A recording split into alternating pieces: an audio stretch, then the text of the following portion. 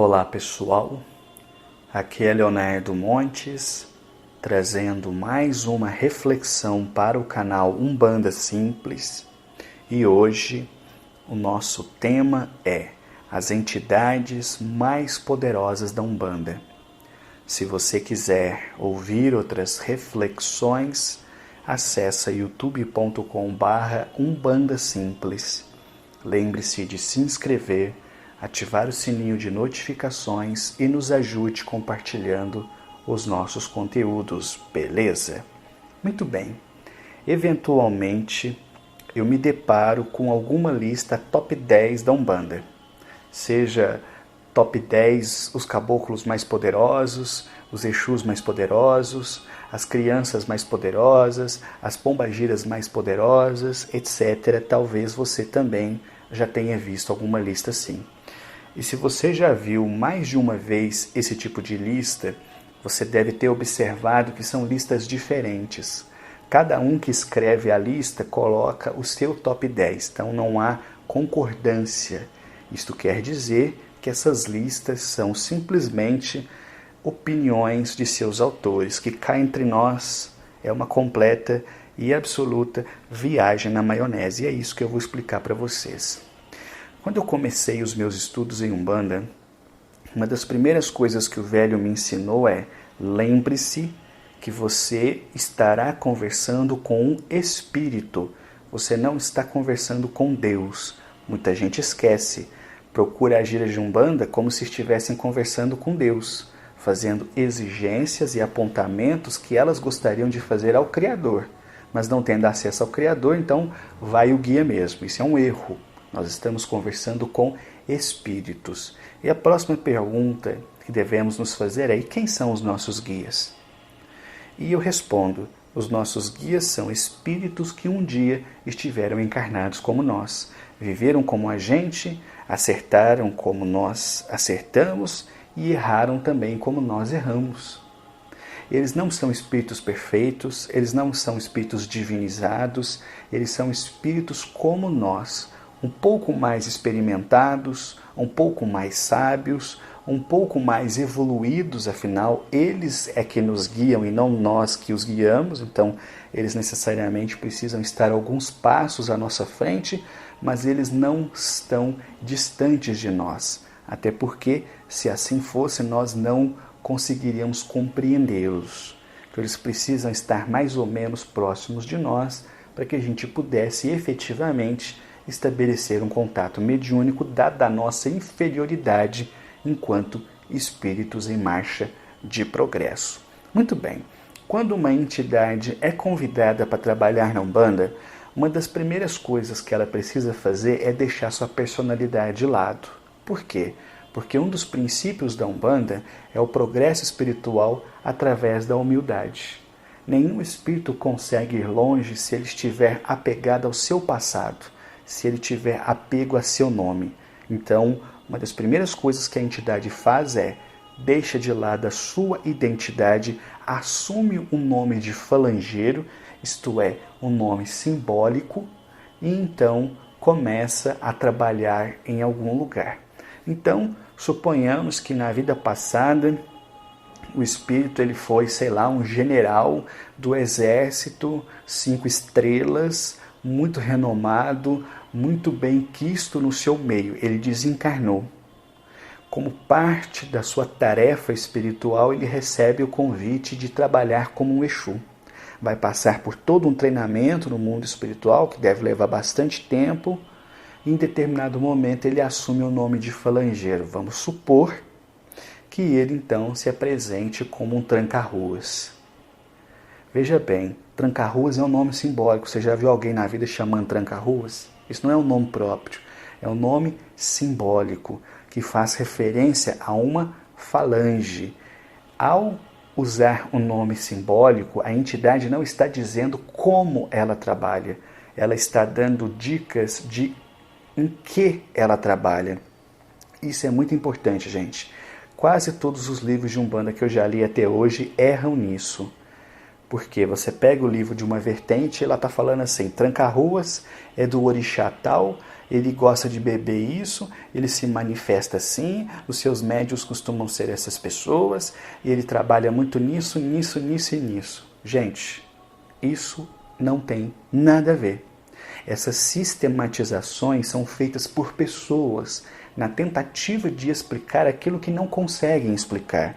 E é por isso que se você pega um autor da doutrina A e compara com a doutrina B, vocês vão ver que as informações não batem.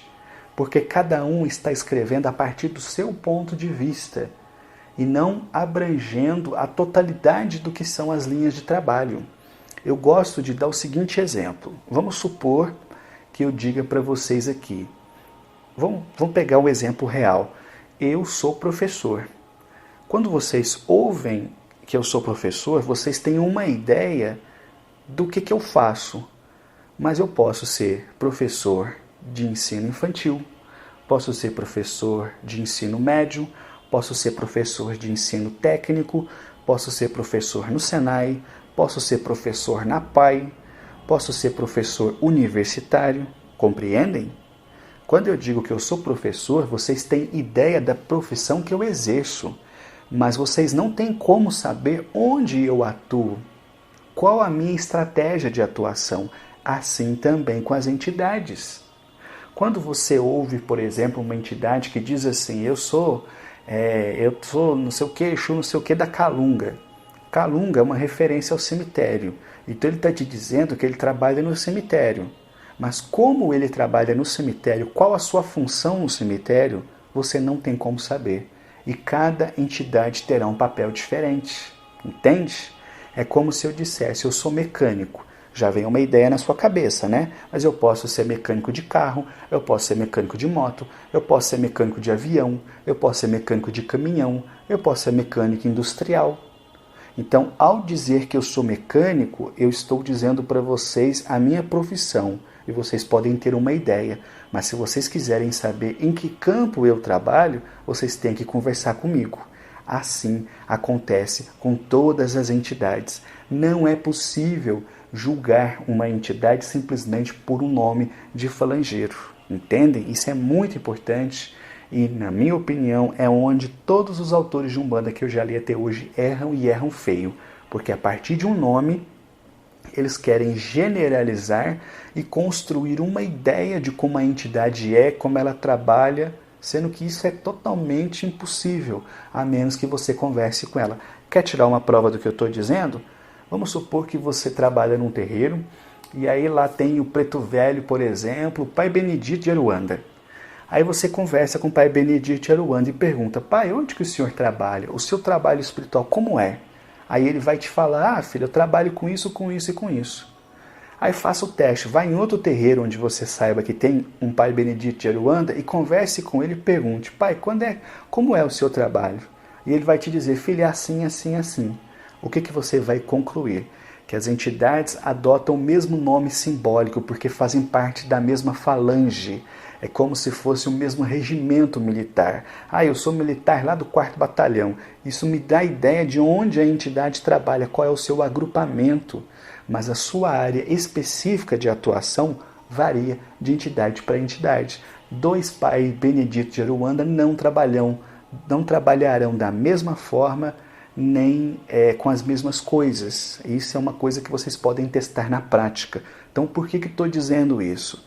Porque essas listas de os caboclos mais poderosos, os pretos velhos mais feiticeiros, as pombagiras mais poderosas, tudo isso é viagem na maionese.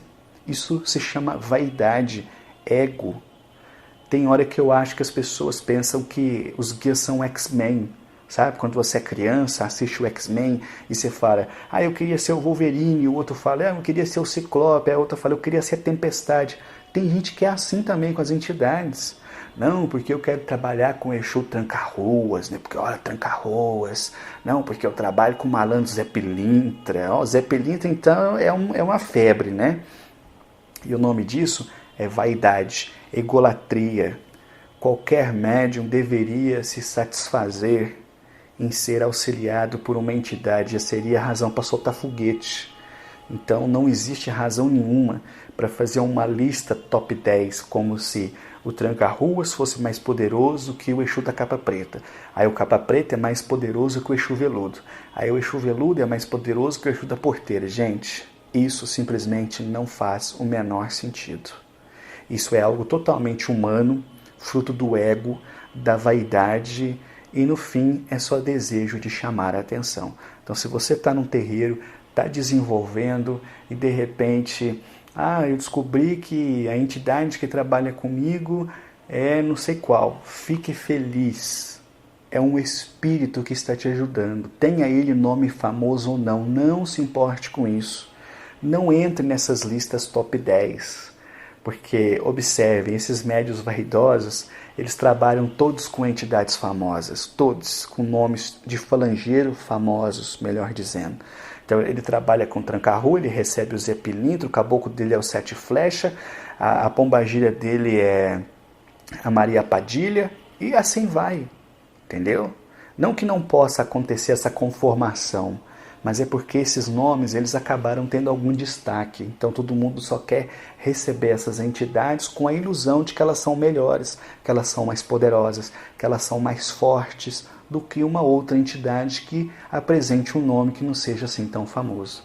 Portanto, não entre nessa onda. Se você encontrar esse tipo de lista na internet, ignora, porque isso aí é simplesmente viagem na maionese.